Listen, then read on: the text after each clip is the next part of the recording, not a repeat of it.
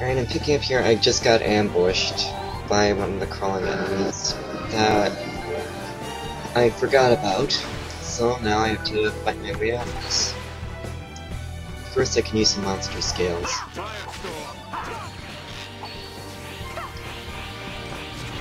I'll let you live.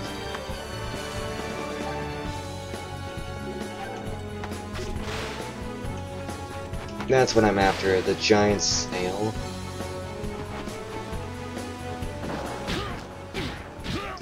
And it's really good at both close range and long range attacks. And its close range is poison breath.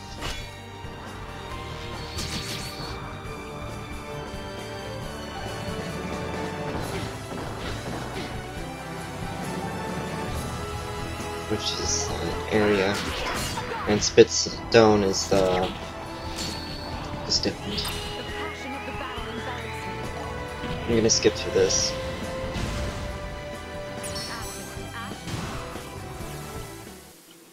Stay sharp. We ain't out of. Okay, I think I've heard enough of Ashes to Ashes now.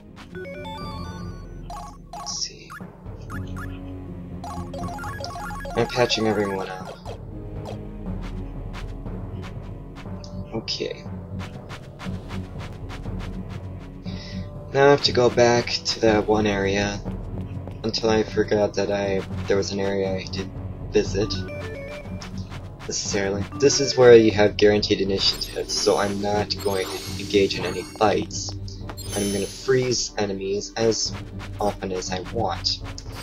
Primarily because if I do enter a battle, even at my own will, it will still count to their advantage. Because that's the Sealstone area effect. Now,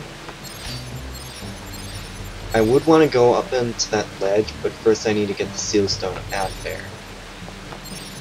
Which is... just... come on.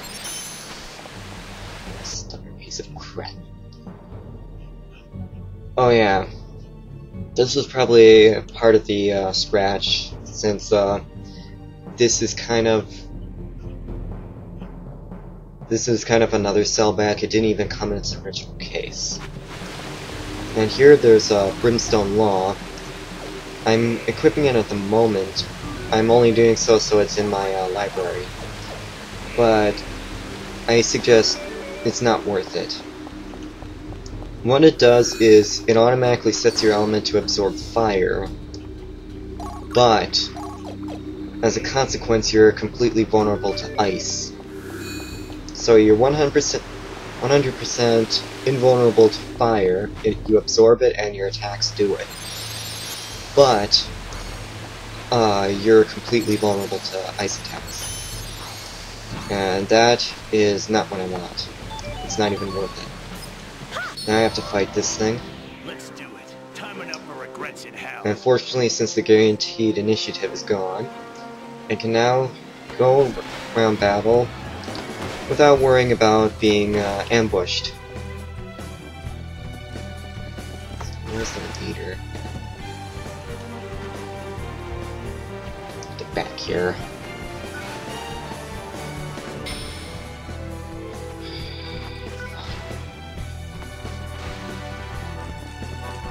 This also reminds me, I discovered that you can actually kind of do co-op in this, but co-op is not really the best choice of words. It's more like master and slave.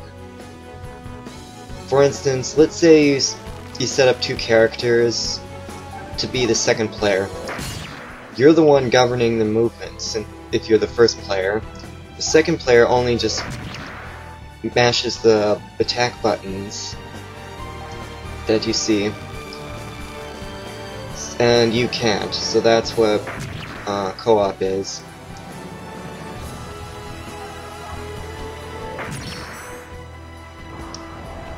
But if you want to do that and not have your thumbs tired, then fine by me, but I advise it's not the best thing.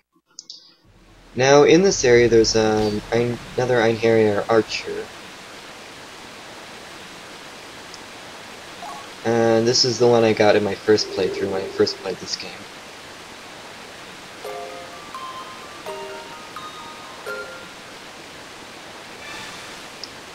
Okay. Now I'm gonna temporarily try something different. Okay. What I was planning to do is putting my my first Einherjar archer, Shakan, on my team.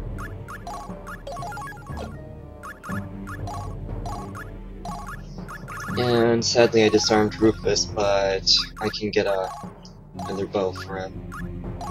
So he isn't completely unarmed. Okay. Now, Shakan's skill, I think, is Mind Lock, which means that, you know how what happens with the traps in the treasure chests, or if I fall into a pool of poison or lava, that won't affect her. The only problem is, it costs a lot of skill points. And I can easily just do the same thing with Poison Check.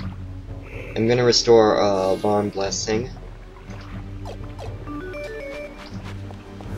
And save again just to make sure that Shakan is on my team. And she is. And seeing there's... Okay, they're almost complete. I equipped for several skills. I think one of them is Reflex Movement, which is an evasive skill, plus counterattack. I just do it to get them out of the way. I rarely use counterattack or anything like that.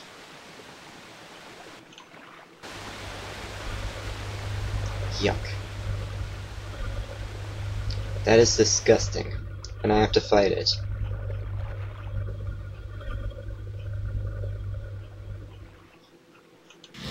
This is actually one of the more obnoxious bosses. It will be trouble if these eggs begin to hatch. Of course.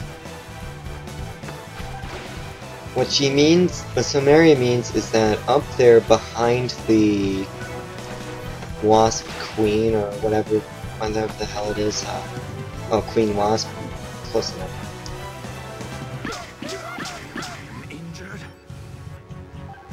But that does a lot of damage. But these are the eggs, and what you need to do is break them, or otherwise you'll have more wasps, more wasp nests that you will have to deal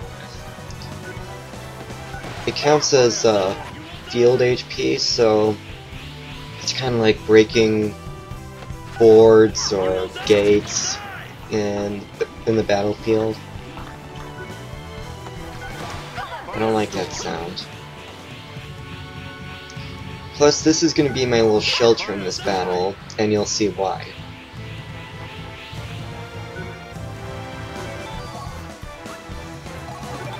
I'm just patching everyone up.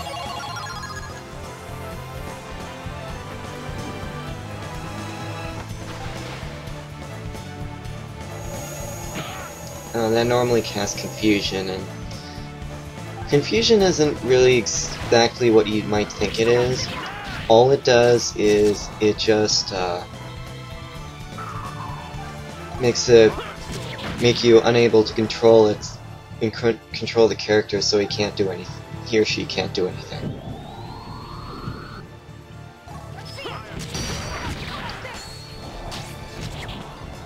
I was hoping to pull off a Soul Crush on a special attack, but that didn't work.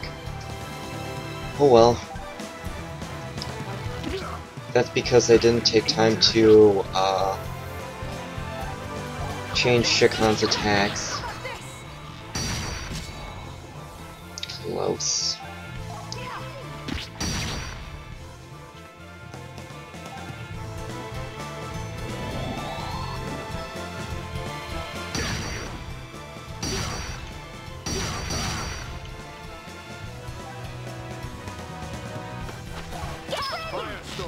It is possible to negate criticals, but I can't use that until like way later.